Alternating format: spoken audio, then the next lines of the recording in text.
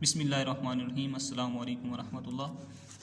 बच्चों, आज हम स्पेशल थ्योरी ऑफ रिलेटिविटी में स्टार्ट ले रहे हैं। फर्स्ट लेक्चर है ये। तो फर्स्ट लेक्चर में बच्चों हम क्या पढ़ने जा रहे हैं? आज रिलेटिविटी पढ़ेंगे हम। क्या होती है रिलेटिव मोशन, क्या होती है, फ्रेम्स ऑफ रेफरेंस क्या होते हैं। चूँकि हमने फर्दर आगे बहुत सी चीज़ों को पढ़ना है जिनमें इन चीज़ों का बहुत रोल होगा, तो बेसिक्स को समझना बहुत ज़रूरी होता है। तो इसलिए मैंने कहा ये चीज़ें आपको बता दूं। इसके बाद हमारे पास गैलीलियन ट्रांसफॉर्मेशन आती है, लॉरेंट्ज ट्रांसफॉर्मेशन, बहुत से टॉपिक्स आते हैं। तो उनको आसान करने के लिए तो हमें बेसिक्स का कुछ ना कुछ पता होना ज़रूरी है। तो स्टार्ट करते हैं यहाँ से हम स्टूडेंट्स। रिलेटिव मोशन क्या होती है, रिलेटिविटी क्या होती है? रिलेटिविटी ये होता है बच्चों के जब हम किसी एक चीज़ को किसी दूसरी चीज़ के रिस्पेक्ट से परख रहे होते हैं ना, उस पर स्टडी कर रहे होते हैं, उसको हम कहते हैं रिलेटिविटी। जैसे मैं कहता हूँ कि ये एक गाड़ी है, ठीक है, और ये एक बंदा है, कोई मैन है। अब इस गाड़ी की जो मोशन है, इस बंदे के हिसाब से मैं अगर चेक करना चाहूँ, स्टडी करना चाहूँ, तो इसको मैं कहूँगा रिलेटिविटी। मैं इस बंदे और इस गाड़ी के दरमियान जो सिस्टम एक बना रहा हूँ वो एक रिलेटिविटी है। मीन अगर मैं इसको बताना चाहूँ, आपको डिफाइन करना चाहूँ, तो ये कुछ इस तरह होगा। The study of motion of one body, the study of motion of one body with respect to another body is called relativity. ठीक है, यहाँ पे मैं लिख भी देता हूँ ये student, the study of motion of one body with respect to another body, ये हमारे पास रिलेटिविटी होती है। ठीक है, अब रिलेटिव मोशन क्या होती है भाई? रिलेटिविटी तो हो गई, रिलेटिव मोशन क्या होती है?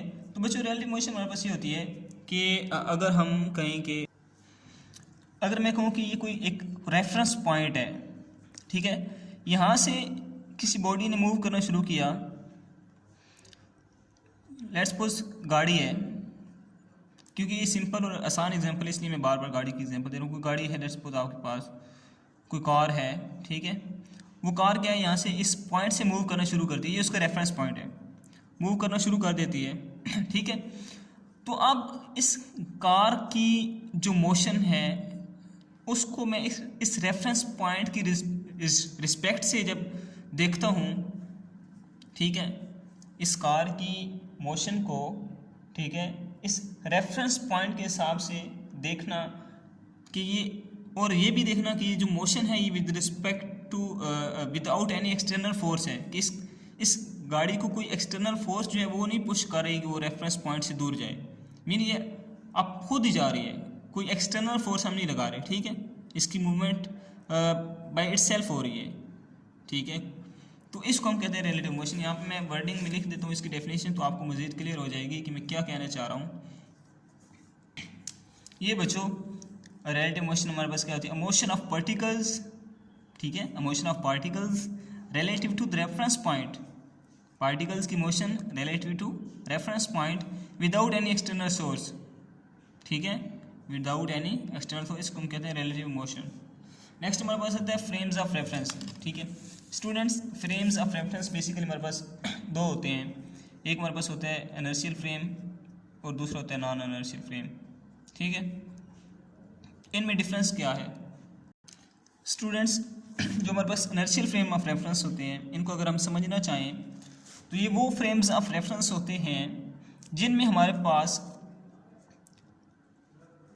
क्या होता है कि वेलोसिटी कांस्टेंट होती है। इनमें इनर्शियल फ्रेम ऑफ रेफरेंस में हमारे पास वेलोसिटी क्या होती है? कांस्टेंट होती है, और एक्सेलरेशन ज़ीरो होता है।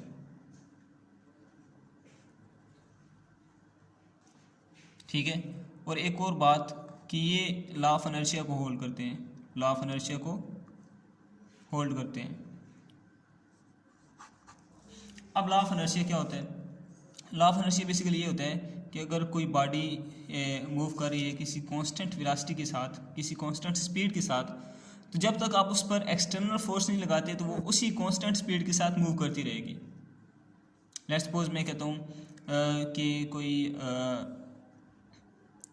एक लोहे का बाल है, लोहे का बाल, ठीक है, गेंद, आयरन बॉल कह लो, ठीक है, ये एक सड़क पर मूव कर रहा है, ठीक है, तो इसकी जो स्पीड है वो 60 किलोमीटर पर आवर है, ठीक है। तो मैं कहता हूँ कि इसकी स्पीड जो है ये कम नहीं होनी, इसने इसी स्पीड से चलते रहना है। मतलब इसकी जो स्पीड होगी, वेलोसिटी होगी, वो हमेशा 60 रहेगी, कांस्टेंट रहेगी। वेलोसिटी इसकी क्या होगी, हमेशा 60 ही रहेगी, मीन कांस्टेंट रहेगी, चेंज नहीं होगी। Constant mean not changed, not changed, change नहीं होगी, कांस्टेंट रहेगी, राइट। तो अब हम कहें कि लॉ ऑफ इनर्शिया ये कहता है कि ये जो कांस्टेंट जा रहा है ये कांस्टेंट इसी स्पीड से चलता रहेगा जब तक आप इसको कोई एक्सटर्नल फोर्स नहीं लगाओगे। मतलब ये 60 किलोमीटर पर आवर जा रहा है, मैं आके कोई जो चीज़ इसको पीछे से पुश करता हूँ किसी चीज़ की मदद से, तो इसकी स्पीड जो है वो इंक्रीज़ होकर 70 हो जाती है या 75 हो जाती है, कुछ भी हो जाती है, मीन चेंज आ जाता है। तो ये चेंज ना लाने के लिए हम एक्सटर्नल फोर्स ही नहीं अप्लाई करते, कुछ भी नहीं अप्लाई करते। तो हम कहते हैं कि इसी स्पीड से मूव कर रही है, तो कांस्टेंट स्पीड से मूव कर रही है, एक यूनिफॉर्म स्पीड से मूव कर रही है, तो इसको हम लॉ ऑफ इनर्शिया कहते हैं। और जो इनर्शियल फ्रेम ऑफ रेफरेंस है वो लॉ ऑफ इनर्शिया को होल्ड करता है। क्यों? क्योंकि इसमें भी क्या है, वेलोसिटी कांस्टेंट है, लॉ ऑफ इनर्शिया में भी वेलोसिटी कांस्टेंट होती है और एक्सेलरेशन जीरो होता है। क्यों होता है जी? वेलोसिटी क्या होती है हमारे पास, dv/dt होता है, ठीक है। Rate of change of velocity with respect to time is called acceleration. ये हमारे पास क्या होता है, एक्सेलरेशन होता है। Acceleration is equal to rate of change of velocity with respect to time, ठीक है। अब वेलोसिटी हमारे पास क्या है, कांस्टेंट है, इधर हम लिख लेते हैं कांस्टेंट डिवाइडेड बाय dt। तो किसी भी कांस्टेंट का डेरिवेटिव क्या होता है, हमेशा जीरो होता है। तो इसलिए इनर्शियल फ्रेम में वेलोसिटी कांस्टेंट और एक्सेलरेशन जीरो होता है, राइट। तो अब हम इसकी एग्जांपल कोई करना चाहें, बताना चाहूँ तो मैं आपको बताऊँ, हमारे पास जो ट्रेन होती है, एक कांस्टेंट स्पीड से मूव करती हुई ट्रेन जो है वो इनर्शियल फ्रेम ऑफ रेफरेंस की एक एग्जांपल है। इनर्शियल फ्रेम ऑफ रेफरेंस की ये एग्जांपल है, कांस्टेंट स्पीड से मूव करती हुई ट्रेन, ठीक है। उसके अलावा कोई भी ऐसी चीज़ जो रिलेटिव टू अर्थ है, ठीक है, रिलेटिव टू अर्थ है, जैसे कि मैं कहता हूँ कोई लाइब्रेरी है हमारे पास, ठीक है, कोई हम कहते हैं लेबोरेटरी है, लेबॉर्ट्री, ठीक है। उसके अलावा मैं कहता हूँ कोई रेलवे स्टेशन है, रेलवे स्टेशन है, कोई भी चीज़ जो रिलेटिव टू अर्थ है, ज़मीन के साथ रिलेटिव है, उसको हम क्या कहते हैं, इनर्शियल फ्रेम में इंक्लूड करते हैं, वो इनर्शियल फ्रेम्स होते हैं, ठीक है। होप सो आपको अच्छी तरह समझ आया होगा। अब नेक्स्ट जो हमारे पास है बच्चों non inertial frame of reference, उसके बारे में हम जानने की कोशिश करते हैं कि वो क्या होता है। बिल्कुल इनर्शियल फ्रेम का ऑपोजिट लेना है आपने, ठीक है। इधर हमने कहा था इनर्शियल फ्रेम में लॉ ऑफ इनर्शिया होल्ड करता है, नॉन इनर्शियल में हमारे पास law of inertia doesn't hold, law of inertia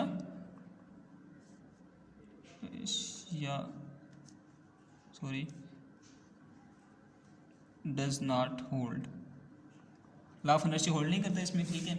इसमें क्या होता है, इनर्शियल में क्या था, वेलोसिटी कांस्टेंट थी, एक्सेलरेशन जीरो था। यहाँ पे हमारे पास वेलोसिटी कांस्टेंट नहीं होती, यहाँ पे हमारे पास वेरिएबल होती है, मीन वो क्या होती है, चेंज करती है point two point, change point two point.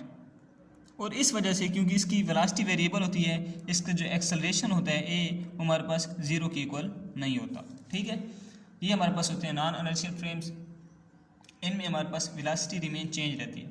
इसकी एग्जांपल अगर आपको मैं बताना चाहूँ, ठीक है, वो हमारे पास क्या होगी।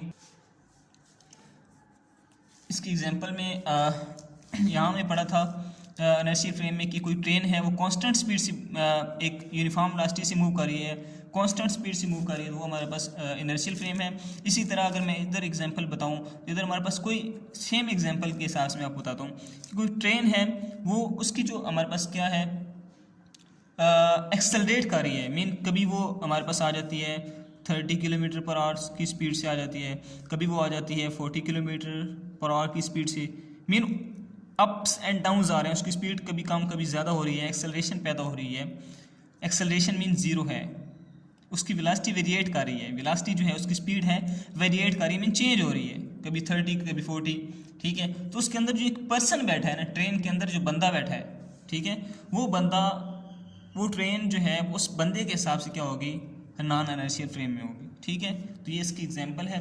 बच्चों जो हमारे पास मैं आपको एक और बात बताता चलूँ, जो हमारे पास स्पेशल थ्योरी ऑफ रिलेटिविटी होती है STR जिसे हम कहते हैं, इसमें हमारा जो कंसर्न होता है वो हमारा होता है इनर्शियल फ्रेम ऑफ रेफरेंस के साथ। इसमें non inertial frames of reference के साथ हमारा कोई कंसर्न नहीं होता।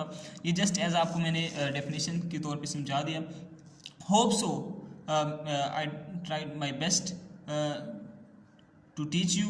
उम्मीद है कि आपको ये चीज़ें समझ आ गई होंगी। इसी तरह आप मज़ीद वीडियोस को देखने के लिए, मज़ीद टॉपिक्स को अच्छी तरह समझने के लिए चलते रहिए हमारे साथ। तो मिलते हैं नेक्स्ट वीडियो में। आज तक के लिए इतना ही काफ़ी। अल्लाह हाफिज़।